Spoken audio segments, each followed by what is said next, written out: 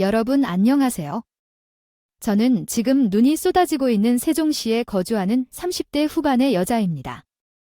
눈이 쌓일 정도로 내리는 모습을 보니 2년 전 그날의 새벽이 생각나서 글을 쓰지 않을 수 없었습니다.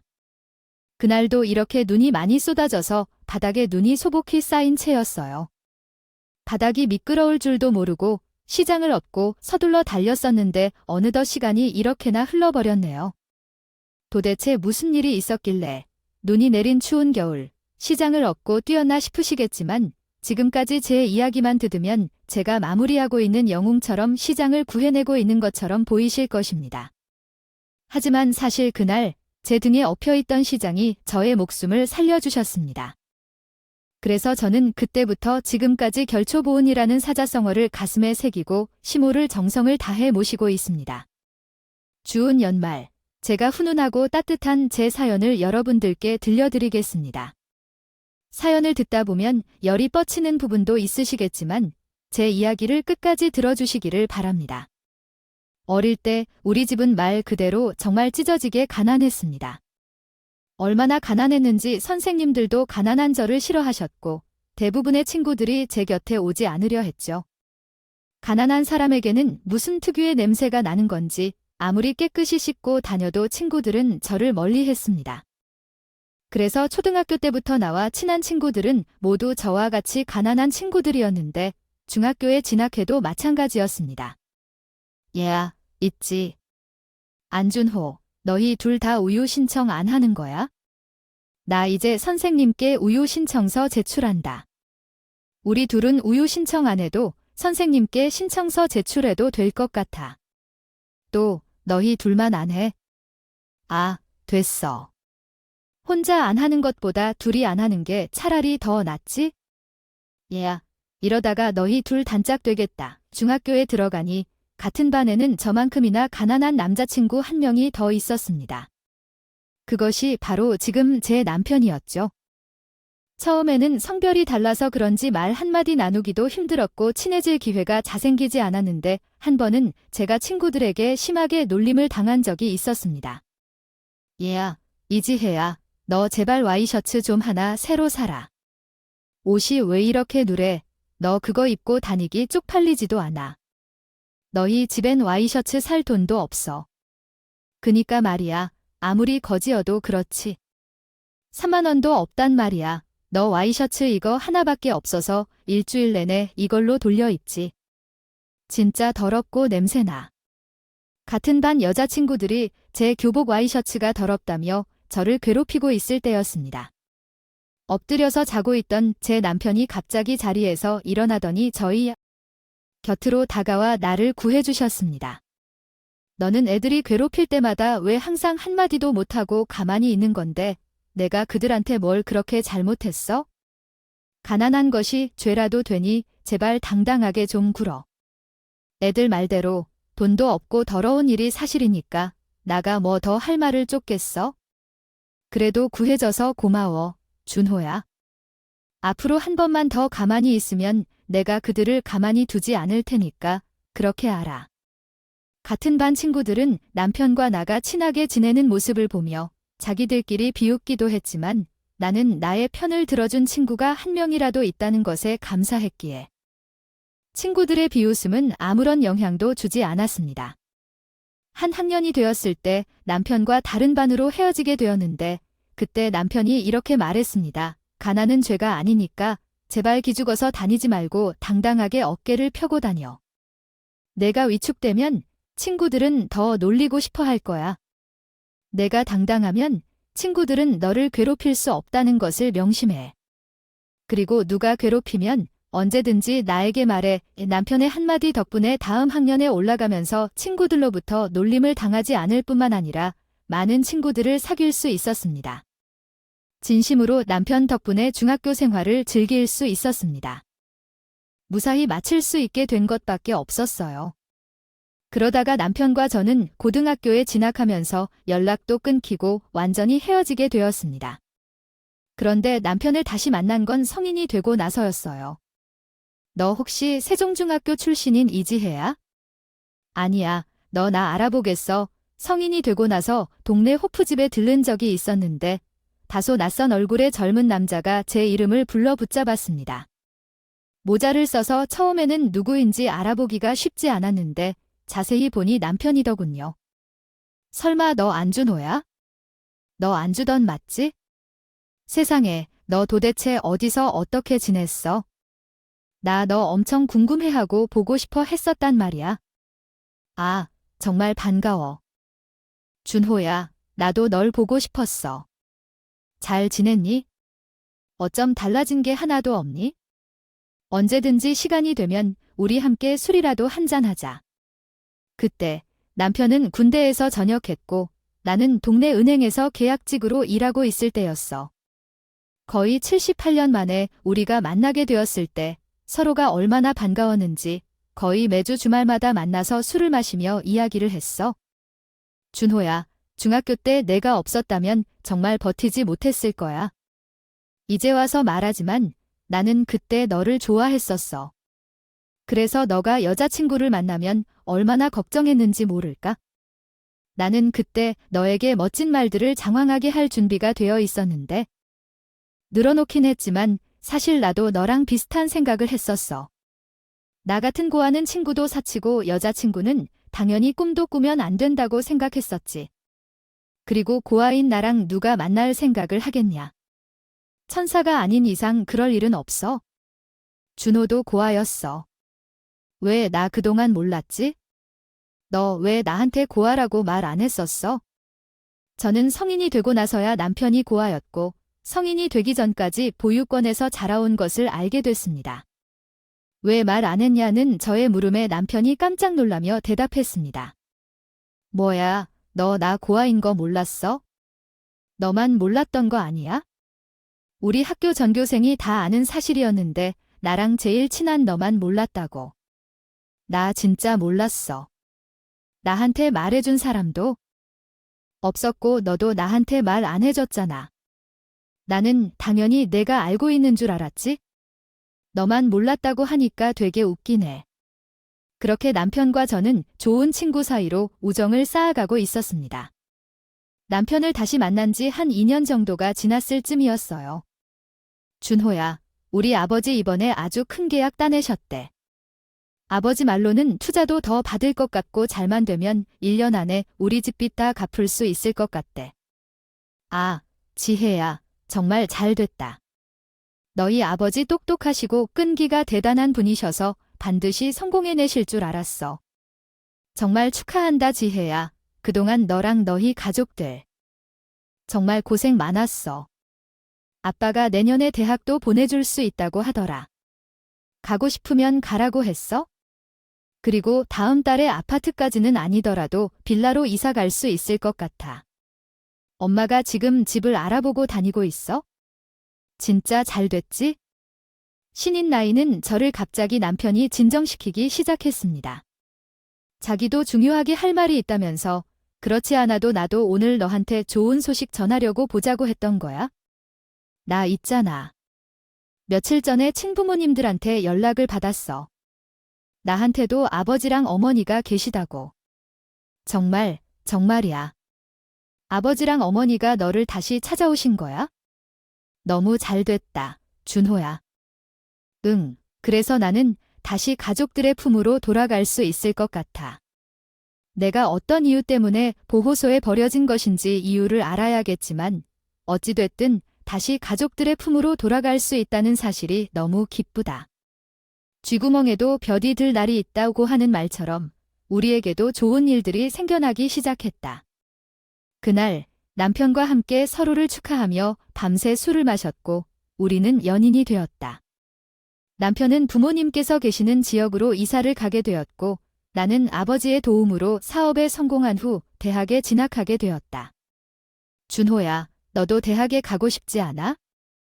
보육원에서 지금까지 꾸준히 일했는데 아버지께 너도 대학에 가보라고 해봐. 하지만 아버지께서는 사정이 매우 어렵다고 하셔. 아니에요. 난 이미 충분히 들었어요. 여동생이 3명이나 있으니 내가 대학에 가면 아버지가 더 힘들어 하실 것 같아요. 나는 가족들을 만나는 것만으로도 충분하고 이렇게 일하면서 가족들에게 더 큰 도움이 되는 것 같아요. 보람차고 좋아요.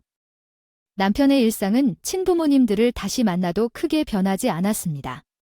남편은 잠자는 시간과 나와 만나는 시간을 제외하고는 매일 작업에만 전념했었는데 그런 남편이 안쓰러울 정도였습니다. 그렇지만 준호야, 아버지와 어머니께서 왜 내가 보육원으로 가게 되었는지 그 이유를 듣고 싶어 하셨어요.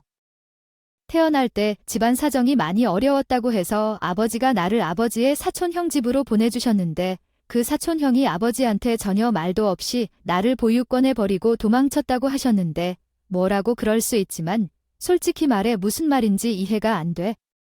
어쨌든 내가 다시 가족들을 만나게 된 게 중요한 것 같아서 뭐 그런 것은 중요하게 생각하지 않기로 했어. 그래, 그런 사정이 있었구나. 말이 맞아. 뭐 과거는 과거고 현재는 현재이니까 가족들을 다시 만나서 앞으로 잘 먹고 잘 살면 되겠지. 남편이 보육원에 버려지게 된 이유를 처음 들었을 때는 내가 많이 어려서 그런지 무슨 말인지 이해를 못했지만요. 세상에는 그런 일도 있구나 하며 대수롭지 않게 넘겼습니다. 남편도 그런 듯 했죠. 그렇게 남편과 저는 5년이라는 긴 연애 끝에 결혼을 결심하게 되었습니다. 지혜야, 준호한테 이야기 참 많이 들었다. 중학교 때부터 친구였다면서 그때 우리 준호 많이 힘든 시기였을 텐데. 지혜, 내가 우리 준호 친구가 되어줘서 정말 고맙다. 이렇게라도 꼭 너에게 감사 인사를 전하고 싶었어. 어머님, 아니에요. 그때 제 친구가 되어준 유일한 사람이 바로 준호였어요. 오히려 제가 감사하다고 말씀드려야 해요. 제가 더 감사합니다. 어머님, 빈사차 남편의 집에 들르게 되었는데 딸이 많아서 그런지 시댁의 분위기가 화기애애했습니다. 그리고 더욱 눈에 띈 것은 시모가 너무 천사같이 좋은 분이신 것이었어요. 이처럼 시모를 만나는 것도 행운이라는 생각이 들 정도였죠. 새언니, 결혼하기 전에 우리 셋이 같이 백화점에 한번 가볼까요? 언니도 이제 우리 가족이 되는 거니까 기념으로 우리 자매들에게 선물 하나씩 사주는 게 어때요? 저는 언니에게 선물 받고 싶어요. 그럴까요? 나중에 시간이 맞으면 제게 연락 주세요. 제가 아가씨에게 선물 하나씩 사드릴게요. 남편의 여동생들은 애교가 많고 밝은 성격의 소유자들이었습니다. 남동생만 둘이 있던 저는 그런 신우들이 귀엽다고 생각했어요. 보여주어서 해달라는 것은 다 해주고 싶었어요. 중학교 때부터 인연이 있었던 남편과 결혼을 할 수 있게 되었는데 결혼 전에는 귀엽게만 보이던 3명의 신우들이 결혼 후에는 너무나 밉게 보였어요. 언니야, 지금 다니고 계시는 회사 제휴로 펜션을 싸게 갈 수 있다며 저와 친구들이 놀러 가려고 하는데 펜션을 잡아주실 수 있나요? 거기에 들어가는 차액은 제가 내주면 감사하겠습니다. 그럼 잘 다녀오겠습니다. 세언니야, 주말에 세원이의 차를 좀 빌려주실 수 있으세요? 남자친구가 군대 전역을 하는데 나를 데리러 오라고 해서요. 언니, 차 좀 빌리고 싶은데 저 좀 빌려주실래요? 사고 나지 않게 조심해서 타고 올 거예요. 새로운 신호들이 계속해서 저에게 바라고 요구하는 것이 점점 많아지고 그 정도가 심해졌어요. 제가 가진 재산들을 마치 제 것처럼 사용하기 시작했거든. 그걸 들어주는 것도 한두 번이지만 어떻게든 제 것을 한 번이라도 더 사용하려는 것들이 너무나도 미웠어요. 그리고 그게 끝이 아니었어요. 너 이번에 상여금 받는다고 했지 않았나? 그 돈 어디에 사용할 거냐? 쓸데없으면 안마의자 하나만 사주라. 아이가 커지면 일해야 하니까. 삭신이 쑤셔서 버틸 수가 없어. 내 친구들은 집에 안마의자 하나씩 다 있어.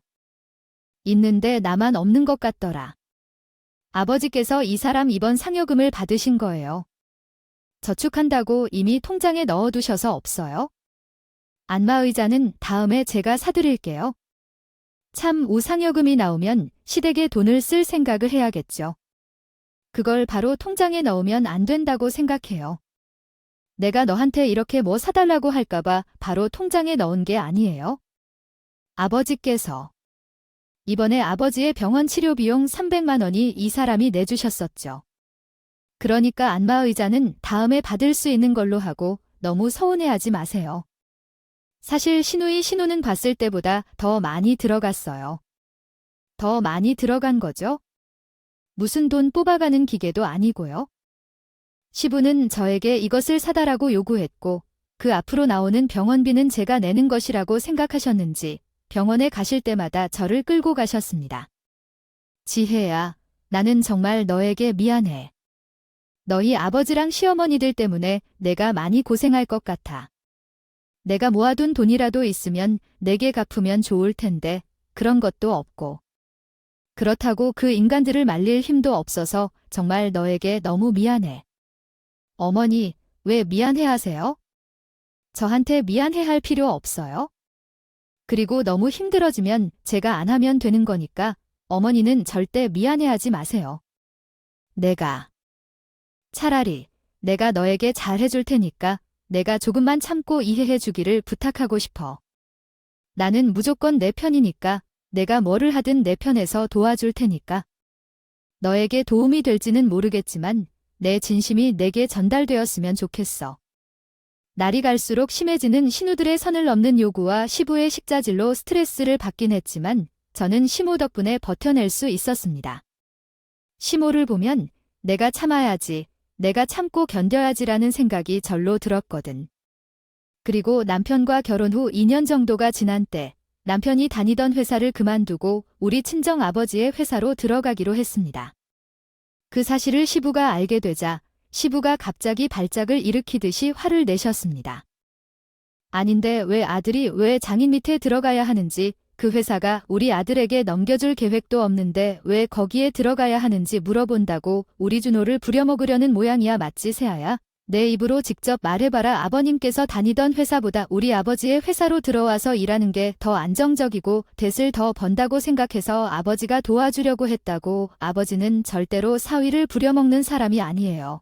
네 아버지지만 내가 그런 말을 하겠지. 그래서 월급은 얼마 주냐? 지금 다니는 회사보다 몇 배 더 준단다는데 그게 아니라면 솔직히 우리 아들이 그 회사에 들어가야 하는 이유가 없지 않냐? 우리 아들이 거기서 공을 세운다고 해도 결국 자기 아들한테 회사를 물려줄 거면서 왜 쓸데없이 사람을 끌어들이는지 모르겠구나.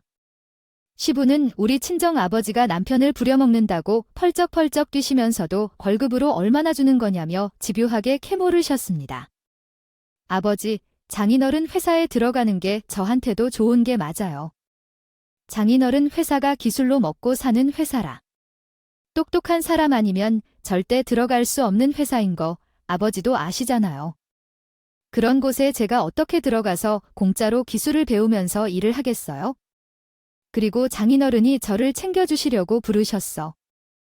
거니까 아버지는 너무 오해하지 마시고 진정해 주세요. 기술 같은 소리를 하며 자빠졌네. 그 기술이 지금 시대에 잘 맞아서 잘 통할지 몰라도 몇 년 안 가면 폭삭 망할 거라고 내가 장담해. 15년 전에는 우리 친정 아버지 회사가 곧 망할 거라며 호언장담하셨지만 코로나가 터진 후에 우리 아버지 회사는 더 대박났어요. 세종시에 하나밖에 없는 업종이고 어떤 걸 주로 취급하는지 말씀드리기가 예민해서 정확하게 알려드릴 순 없지만 세종시에서 코로나 덕을 가장 많이 보았던 회사라고만 아시면 될 것 같습니다. 코로나가 생기고 회사가 더 대박이 나자 우리 아버지는 회사가 망할 거라고 하셨던 시부가 갑자기 저희 아버지 회사에 취직을 시켜달라고 했습니다. 너희 장인 회사에 내가 들어갈 만한 자리가 없냐고. 아버지 지금 다니고 있는 곳이 일이 너무 힘들어서 그만둘까 생각 중인데 너희 장인 회사에 자리가 있으면 나 좀 추천해 줘봐라고 했습니다. 아버지 죄송한데 아버지가 하실 수 있는 일이 없어요. 아무래도 보안이 철저한 곳이라서 그런 것 같습니다. 직원 1명을 뽑는다고 하더라도 신중하게 뽑고 있거든요. 요즘 경쟁 회사들이 기술을 빼앗으려고 하고 있어서 지금 직원을 뽑는 것이 더 힘들어졌어요. 다른 사람도 아니고 내가 한다는데도요. 그렇게 말을 할 거니 내가 너랑 남이야?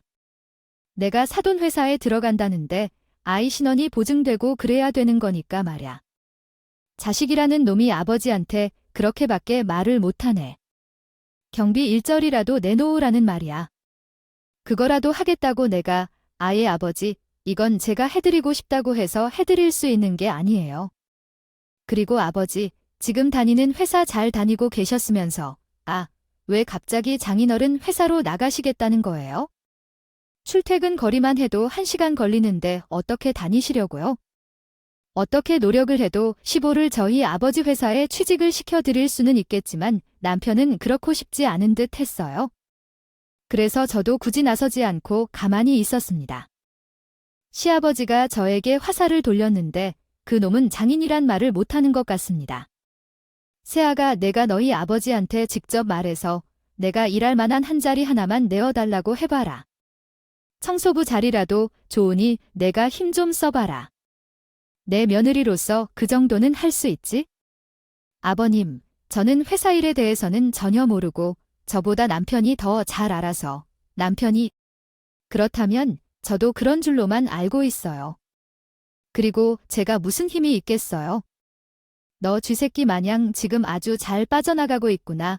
너는 도대체 가정교육을 어떻게 받았길래 시아버지 앞에서 능구렁이처럼 거짓말을 늘어놓고 있어. 시부에게 연신 죄송하다는 말만 반복하고 있었는데 시부가 이번에는 또 시모에게 화살을 돌렸습니다.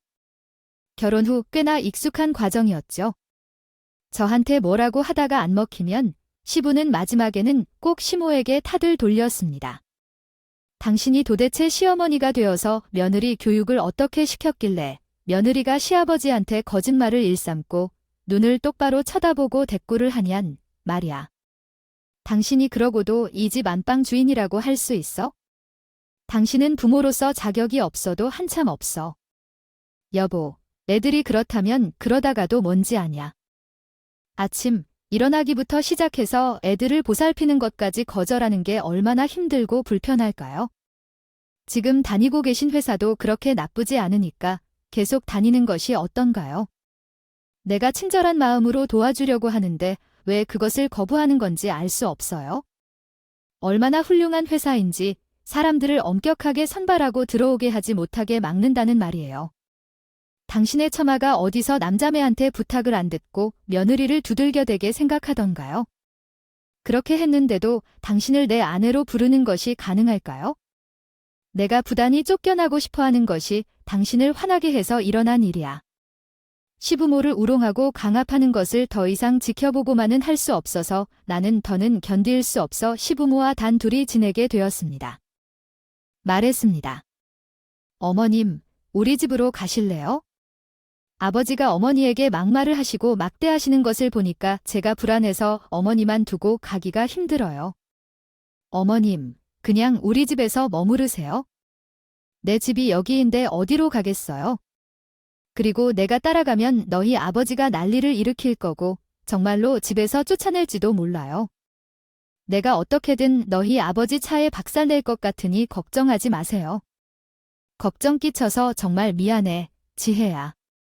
시모는 제 예상대로 제 제안을 거절했습니다. 그런 시모를 계속 신경 쓰자 하니 남편이 말했습니다. 엄마 알아서 잘할 거니까 이제 더 신경 쓰지 마세요. 그리고 엄마도요.